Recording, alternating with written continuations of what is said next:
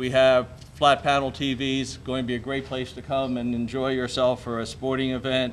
And we'll also have a stage, for, as you can see in the background, for showcasing local and regional bands. So we think that's going to be exciting.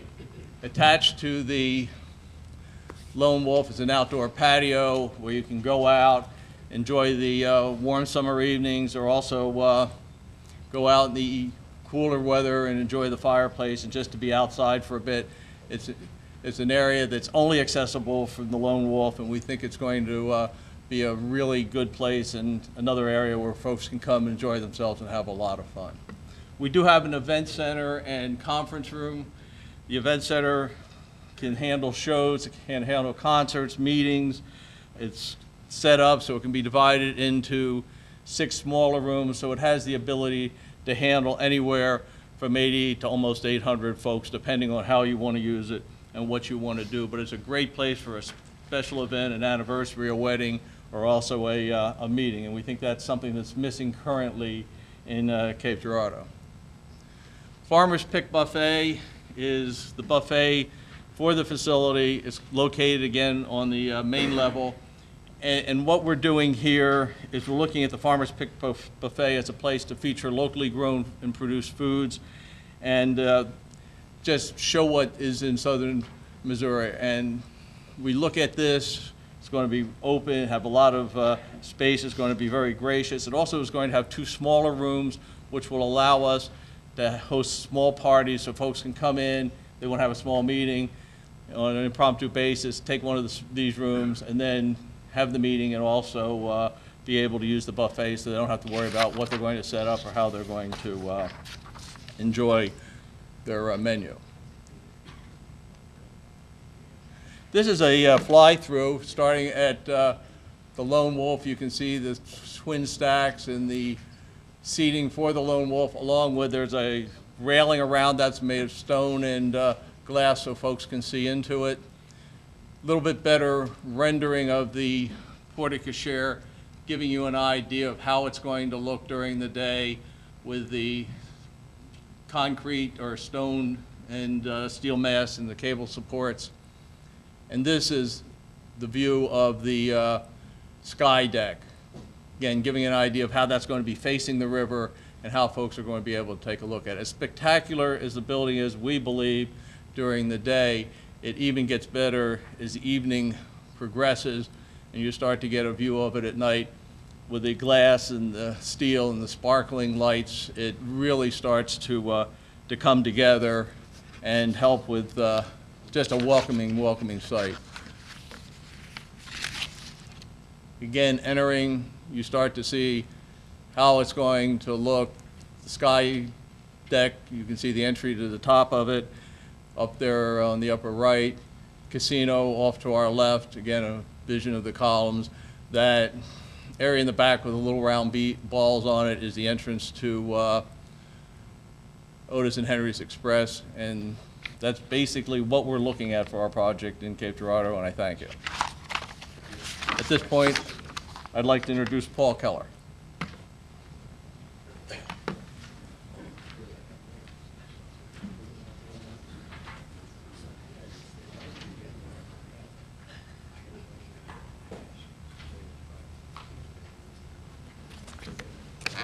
Thank you, Dick. I'm Paul Keller, Chief Development Officer for Isle of Capri. Like many of us at Isle and sitting at the table and elsewhere, I was with Argosy Gaming Company during the early days of the riverboat industry in the state of Missouri, and in fact, I designed and opened the very first riverboat casino in Kansas City at the Riverside City Park, designed and built the permanent facility in Riverside, and then designed and built the version of Argosy in Kansas City that is there today. So we are all quite familiar with Missouri and especially the Kansas City market. A few years ago, we strategically made a decision to divide the Isle portfolio into 2 brands, Lady Luck brand and the Isle brand. The Isle brand and the Lady Luck brand, our first conversion was actually in Caruthersville, And we have been actually delighted with the results of that conversion, as it has actually performed quite well given the economy and the unemployment situation in that part of the state. The Lady Luck brand focuses on close proximity patrons. It's primarily a gaming-driven facility, whereas an Isle brand and what we're proposing for Cape Girardeau is a much more expanded product, providing conferences and other experiences, as well as the opportunity for other development in and around the area. On the bottom of this slide is our Caruthersville facility, which again we've converted into a Lady Luck brand. On the top is what we are proposing, as you saw from Dick's presentation, the Isle of Cape Girardeau.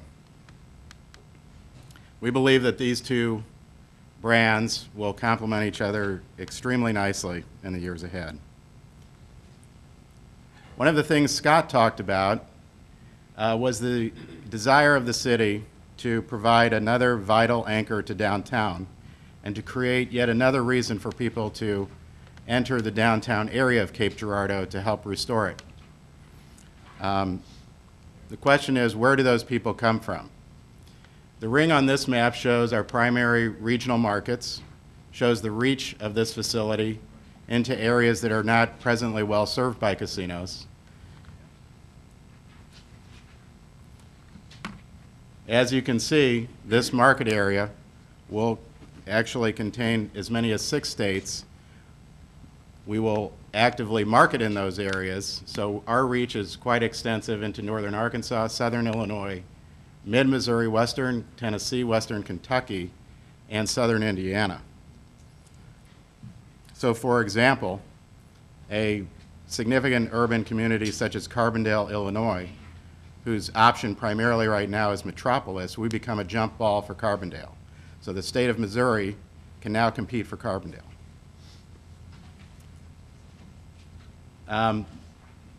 The market study, and this is consistent with our own experience in gaming, we believe will provide visitation of approximately 25,000 people per week, approximately 1 million people per year, coming into and around the downtown area of Cape Girardeau.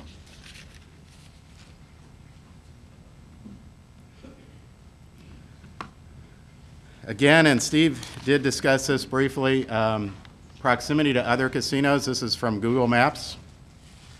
Our closest casino is actually in Illinois, Harrah's Metropolis.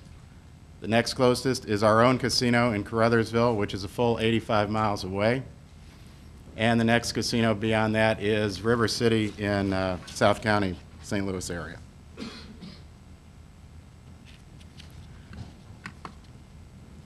One of the things that Scott also mentioned was the undervalued use of the land in Cape Girardeau. Right now, of all the parcels that we're looking at, the city collects in total on a given year $9,736 in real estate taxes. For a similar sized property in Boonville, our property in Boonville we looked at, Boonville is collecting between real estate, personal property, and admissions tax almost $3 million a year on about the same amount of ground, with, we believe, revenues that will be very similar to ours. In the area that's currently existing in Cape Girardeau that we're talking about for our project, there might be maybe 10 jobs. What we are proposing is in the neighborhood of 450 permanent jobs on the same piece of land. So as you can see, we think we are taking a piece of property that has a significant value and creating value with our project. So with that, I would now like to introduce our Chief Financial Officer, Dale Black.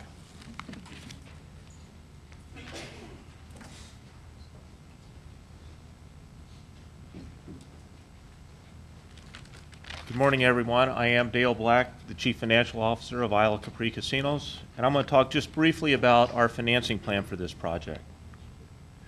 We are a seasoned issuer of both public debt and equity securities, as well as we have many long-standing relationships with commercial banks and private debt financing.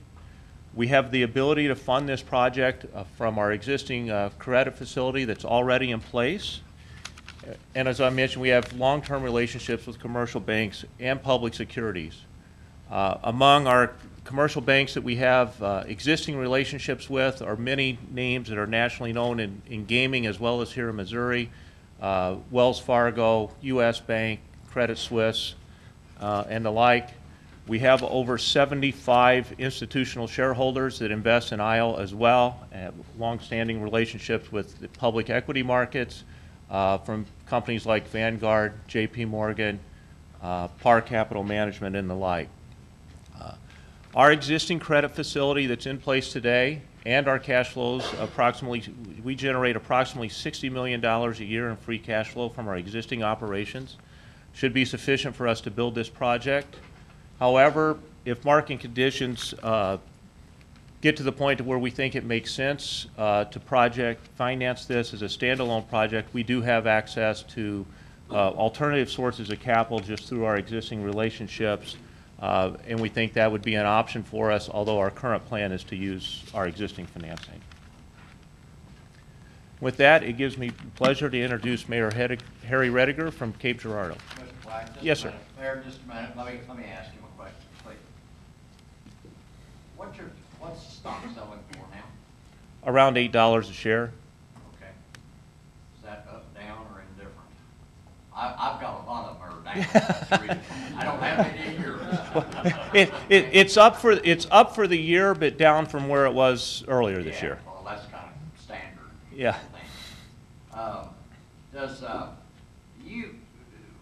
Do you plan to, I know you didn't mention that, but do you plan to sell additional stock to finance this project or not sell additional? No, our current plans right now are to use we have a revolving credit facility that's $375 million, of which we have less than $100 million drawn today.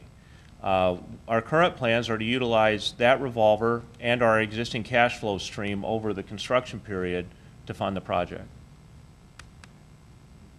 You feel comfortable with that?